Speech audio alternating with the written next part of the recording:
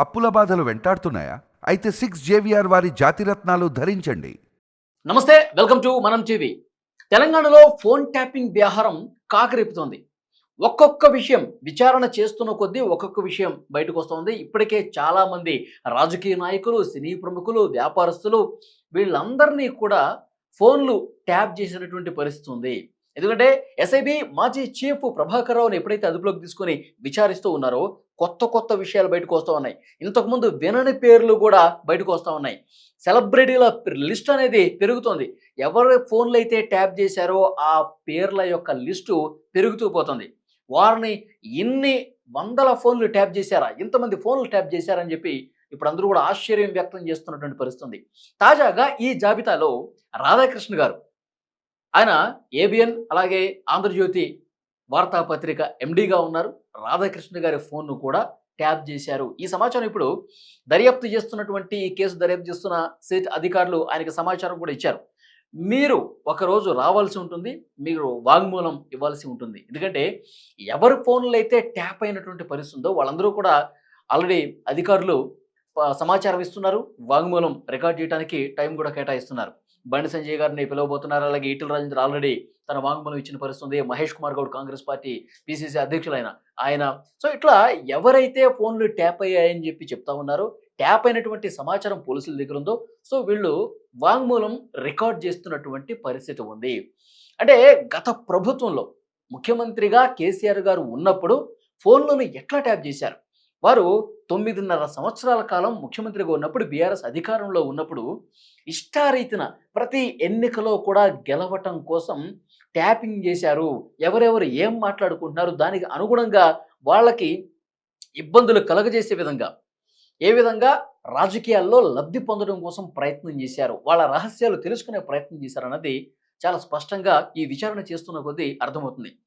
615 ఫోన్లు ట్యాప్ చేశారంట. 600 ఇంకా పెరుగుతుంది, అది 700, 800 ఇట్లా పెరిగే అవకాశమే కనిపిస్తుంది. ఎందుకంటే సో వాళ్ళ ప్రముఖుల లిస్టు పెరుగుతోంది. అలాగే జిల్లాల్లో ఉన్నటువంటి నాయకులు, ప్రతిపక్షానికి సంబంధించినటువంటి అప్పట్లో ఆ నాయకుల లిస్టు, కొంతమంది ఇక్కడ ఎవరైతే ఫోన్లు ట్యాప్ చేసే బాధ్యత తీసుకుంటారో ద్వితీయ శ్రేణి పోలీస్ అధికారులు, వాళ్ళు ఏం చేశారు, ఇప్పుడు ఎవరి ఫోన్లు ట్యాప్ చేయమంటారో వాళ్ళ ఫోన్లు ట్యాప్ చేస్తూ వీళ్ళకి కొన్ని పర్సనల్ ఇంట్రెస్ట్లు ఉంటాయి. పలానా గ్రామంలో లేదంటే పలానా మండలంలో, జిల్లా కేంద్రంలో వాళ్ళకి గిట్టని వాళ్ళు ఎవరైనా ఉంటే, లేదంటే వాళ్ళు ఏదైనా మహిళల మీద వాళ్ళకి ఏమైనా కన్నుంటే, ఇలాంటి వాళ్ళ ఫోన్లు కూడా ట్యాప్ చేసి వాళ్ళ రహస్యాలు తెలుసుకొని ఇబ్బంది పెట్టినటువంటి పరిస్థితి ఉంది. సో ఇవన్నీ ఇప్పుడు బయటకు వస్తూ ఉన్నాయి. ఇప్పుడు రాధాకృష్ణ గారు ఆంధ్రజ్యోతి పేపర్కి సంబంధించిన ఎండి, ఆయన కూడా ఒకసారి వచ్చి వాంగ్మూలం ఇచ్చే పరిస్థితి ఉంది. సో చాలా పెద్ద లిస్ట్ ఉందన్నమాట. కానీ వీళ్ళు ఇంటెలిజెన్స్ చీఫ్ కావచ్చు, డీజీపీలకు కావచ్చు కొన్ని నెంబర్లు పంపించారు. మేము వీళ్ళకి సంబంధించిన కాల్ రికార్డులు ఏం మాట్లాడుకుంటున్నారో తెలియాలి. ఎందుకంటే వీళ్ళు మావోయిస్టులు, సానుభూతి పరులు, లేకపోతే మావోయిస్టులతో సంబంధాలు ఉన్నాయి, సంఘ విద్రోహ శక్తులతో సంబంధాలు ఉన్నాయని చెప్పి ఒక లిస్ట్ ఇచ్చారు. ఆ లిస్టులో వీళ్ళ పేర్లు చేర్చేశారు, వీళ్ళ ఫోన్ నెంబర్లు చేర్చేశారు. ఇప్పుడు ఒక 100 ఫోన్ నెంబర్లు ఇచ్చారనుకోండి, అందులో బండి సంజయ్ నెంబర్ ఉందా, లేకపోతే రాధాకృష్ణ గారి నెంబర్ ఉందా, కాంగ్రెస్ పార్టీ మహేష్ కుమార్ నెంబర్ ఉందా, ఇవన్నీ అన్ని నెంబర్లు చూడలేరనమాట. సో డెఫినెట్గా ఆ నెంబర్లలో మధ్యలో ఈ నెంబర్లు పెట్టేసి, ఈ ప్రముఖుల నెంబర్లన్నీ కూడా పెట్టేసి అప్రూవల్ తీసేసుకున్నారు. డైరెక్ట్గా కేంద్ర హోంశాఖ కార్యదర్శి అప్రూవల్ ఉండాలి, రివ్యూ కమిటీకి పంపిస్తారు, రివ్యూ కమిటీ అప్రూవల్ ఉండాలి. సో వీళ్ళు చెక్ చేసి ఉంటారులే అని చెప్పి మావోయిస్టుల, సానుభూతి పరుల నెంబర్ల మధ్యలో ఈ ప్రముఖుల నెంబర్లు కూడా పెట్టేసి అనుమతి తీసుకున్నారు. అక్రమాలకు పాల్పడాలనే ఉద్దేశంతో ఇదంతా చేశారని చెప్పి చాలా స్పష్టంగా అర్థమవుతుంది. ఇప్పుడు ప్రభాకర్ రావు విచారణలో ఏం చెప్తా ఉన్నాడు, డీజీపీ, ఇంటెలిజెన్స్ చీఫ్ వాళ్ళు అనుమతి ఇచ్చారు, వాళ్ళు చెప్పినట్టుగానే మేము చేసాం, నా ప్రమేయం ఏమీ లేదు, ఇవి చెప్పుకుంటా ఉన్నాడు. కానీ వాస్తవ పరిస్థితులు ఏంటి, డైరెక్ట్గా కేసీఆర్, కేటీఆర్లు ప్రభాకర్ రావుతో టచ్లో ఉన్నారు. ఎవరి ఫోన్లు ట్యాప్ చేయాలి, ఏ సమాచారం తీసుకోవాలి, తీసుకున్నటువంటి సమాచారాన్ని ఎప్పుడు చేరవేయాలి, ఎవరి ద్వారా చేరవేయాలి, ఇవన్నీ కూడా పక్కా ప్లాన్ ప్రకారం, పకడ్బందీ ప్రకారం జరిగింది. ఇది ఇప్పుడు వస్తున్నటువంటి విషయం. ప్రముఖుల లిస్ట్ ఇంకా పెరిగే అవకాశం ఉంది. సినిమా సెలబ్రిటీల లిస్ట్ ఇంకా పెరిగే అవకాశం ఉంది. వ్యాపారస్తుల లిస్ట్ కూడా చాలా వరకు పెరిగే అవకాశం ఉంది. వాళ్ళ రహస్యాలన్నీ తెలుసుకొని బెదిరించి, భయపెట్టి చాలా వరకు లబ్ధి పొందారు అన్నది ఇటు రాజకీయంగా లేదంటే పర్సనల్గా కావచ్చు, ఆ రకంగా ట్యాపింగ్ చేసి లబ్ధి పొందారు అని ఇప్పుడు బయటకు వస్తున్నటువంటి సమాచారం. సో డెఫినెట్గా చాలా సీరియస్గా ఇది కనిపిస్తూ ఉంది. ఇప్పుడు కేంద్ర హోంశాఖ కార్యదర్శి ఎవరైతే ఉన్నారో, ఏదైతే రివ్యూ కమిటీలో ఈ నంబర్‌లన్నీ అప్రూవల్ ఇచ్చేటటువంటి అధికారులు కేంద్ర హోంశాఖలో ఎవరైతే ఉన్నారో, వాళ్ళు కూడా ఇప్పుడు సుప్రీంకోర్టుని అప్రోచ్ అవుతా ఉన్నారు. ప్రభాకర్ రావు అక్రమాలకు పాల్పడ్డాడు, మమ్మల్ని మోసం చేశాడు. ఇవన్నీ కూడా ఆయన వాంగ్మూలం ఇచ్చినటువంటి పరిస్థితి ఉంది సిట్‌కి. సో, డెఫినిట్‌గా ఇవి కూడా సుప్రీంకోర్టుకి సమర్పిస్తుంది సిట్టు. ఎందుకంటే ఆల్రెడీ ఒక ఉపశమనం పొందున్నాడు ప్రభాకర్ రావు. సో, ఇవి ఈ ఆధారాలు గనుక సుప్రీంకోర్టుకు సిట్ తెలియజేస్తే ఆయన ఏదైతే మధ్యంతర ఉపశమనం పొందాడో అది రద్దయ్యే అవకాశం ఉంటుంది. ప్రభాకర్ రావుని అరెస్ట్ చేసి జైలుకి పంపేటువంటి పరిస్థితి చాలా స్పష్టంగా కనిపిస్తుంది. అయితే దీని వెనకాల ప్రముఖ పెద్దలు ఎవరైతే ఉన్నారో, గత ప్రభుత్వ పెద్దలు ఎవరైతే ఉన్నారో వాళ్ళ పేర్లు కూడా అతి త్వరలోనే బయటకు వచ్చే అవకాశం ఉంది. కేసీఆర్, కేటీఆర్ వీళ్ళ వ్యవహారం మొత్తం కూడా బయటకు వచ్చే అవకాశం ఉందని తెలుస్తుంది. ఎందుకంటే రాజకీయ నాయకులు వాళ్ళ ఫోన్లు ట్యాప్ చేయాల్సినటువంటి అవసరం ఎవరికి ఉంటుంది? రాజకీయ నాయకులకే మళ్ళీ అవకాశం ఉంటుంది. వాళ్ళ ప్రత్యర్థులు ఎవరు? ప్రభుత్వంలో ఉన్నవాళ్ళు కదా! వాళ్ళు చెప్తేనే వీళ్ళు చేస్తారు కదా!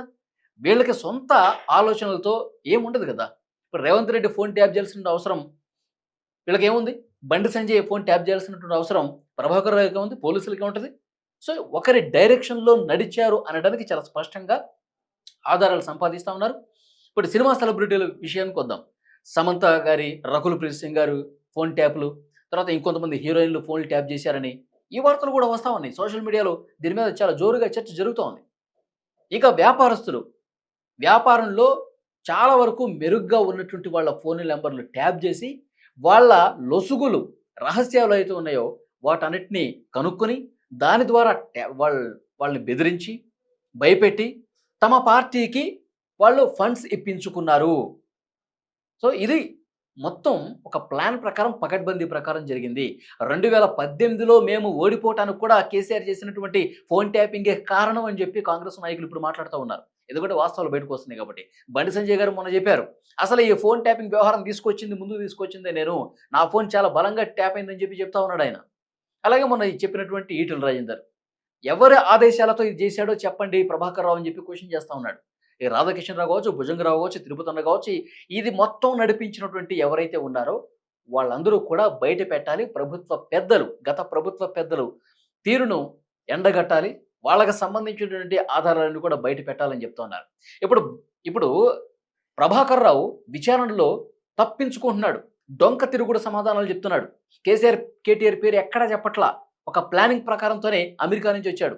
ఎందుకంటే ఎప్పుడైతే కేటీఆర్ గారు అమెరికా వెళ్ళాడు, రజతోత్సవ సంబరాలు అని చెప్పి అమెరికా వెళ్ళాడు, గుర్తుందా మీకు? ఆయన అమెరికాకి వెళ్ళిన తరువాతే అప్పుడు ప్రభాకర్ రావుని కేటీఆర్ కలిశారు. విచారణ సందర్భంగా ఏం చెప్పాలి, ఎలా సమాధానాలు చెప్పాలి, ఎలా దాటివేయాలి, ఇవన్నీ కూడా వీళ్ళ మధ్య డిస్కషన్ జరిగింది. ఈయన ఇట్లా అమెరికా వెళ్ళలేదో అక్కడి నుంచి అప్పుడు ప్రభాకర్ రావు కేటీఆర్ని కలిసిన తర్వాతే ఇండియాకు వచ్చాడు, హైదరాబాద్కు వచ్చాడు. కాబట్టి ఒక ప్లానింగ్ ప్రకారమే జరుగుతోంది ఈ విచారణలో. ఆయన ఒక పద్ధతిగా ముందు అనుకున్న స్క్రిప్ట్ ప్రకారమే సమాధానాలు చెప్తున్నాడు. కేసీఆర్, కేటీఆర్ పేర్లు బయటకు రాకుండా అని చర్చ జరుగుతుంది. సో, ఆధారాలు కూడా చాలా వరకు బయటకు వస్తున్నాయి కాబట్టి సో నెక్స్ట్ కేసీఆర్, కేటీఆర్ వరకు ఈ విచారణ వెళుతుంది.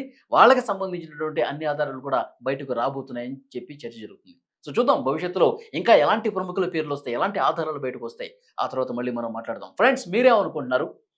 మన టీవీ ప్రేక్షకులు కూడా నేను ప్రశ్నిస్తా ఉన్నా, ఫోన్ ట్యాపింగ్ వ్యవహారానికి సంబంధించి జరుగుతున్న చర్చను ఏ విధంగా చూస్తారు? కేసీఆర్, కేటీఆర్ ఆదేశాలతోనే బలంగా ఈ ట్యాపింగ్ జరిగింది, రహస్యాలన్నీ వీళ్ళు విని వాళ్ళ రాజకీయ లబ్ధి కోసం, వాళ్ళ వ్యక్తిగత లబ్ధి కోసం పాల్పడ్డారని చెప్పి మీరేమైనా భావిస్తున్నారా? కామెంట్ రూపంలో తెలియజేయండి. Thank you very much.